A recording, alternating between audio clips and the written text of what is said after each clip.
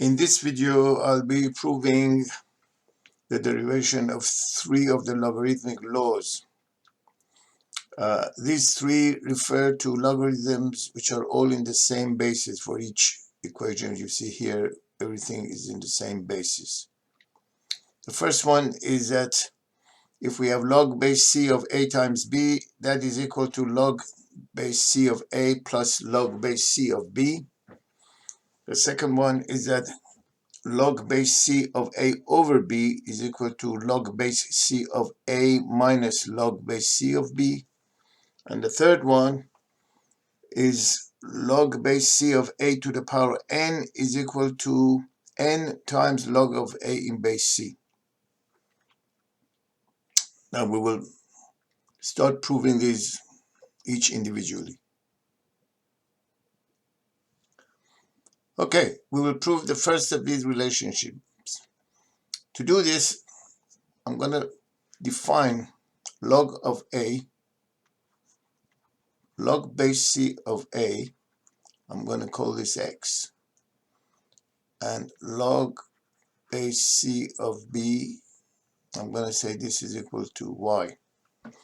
Now, from what we know from the definition of logarithms and the relationship between logarithms and exponents or indices, we can write this as a is equal to c to the power x.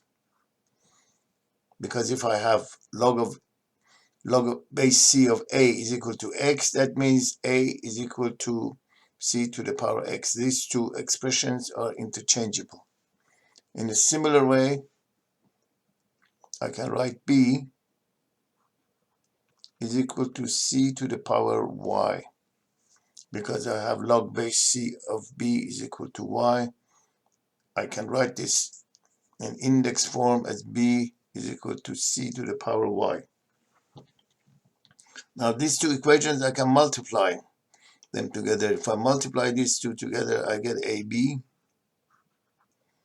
And if I multiply these two together, I get C to the power X times C to the power Y, which gives me C to the power X plus Y. Okay, we're nearly there. We have AB is equal to C to the power X plus Y. Now, by using the definition of the logarithm again, now I can write this expression in a logarithmic form as log of AB. Log base c of AB is equal to x plus y. Now, if I substitute for x and y from this definition up here, then I'll get log base c of AB. X is log base c of a, and y is log base c of b. So we have proven the relationship that we were intending to prove, that log base c of a times b is equal to log base c of a plus log base c of b.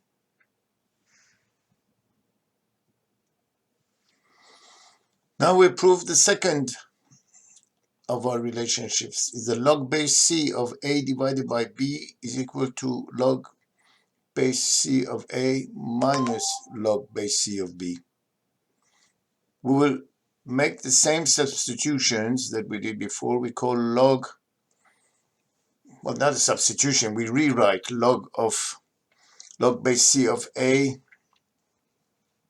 as a is equal to c to the power x, and b is equal to c to the power y, as we did before, because we can infer this from the definition of the logarithms. Now here, in the previous relationship, we multiplied these two together. Now we'll divide. If I divide these two equations, I'll get a over b is equal to c to the power x divided by c to the power y. And by our index laws, we know that this is equal to c to the x minus y. Now I have a over b is equal to c to the power x minus y. I can use the definition of the logarithms to write log base c of a over b is equal to x minus y. And if I substitute from x and y from above here, I'll get log base c of a over b is equal to x is equal to log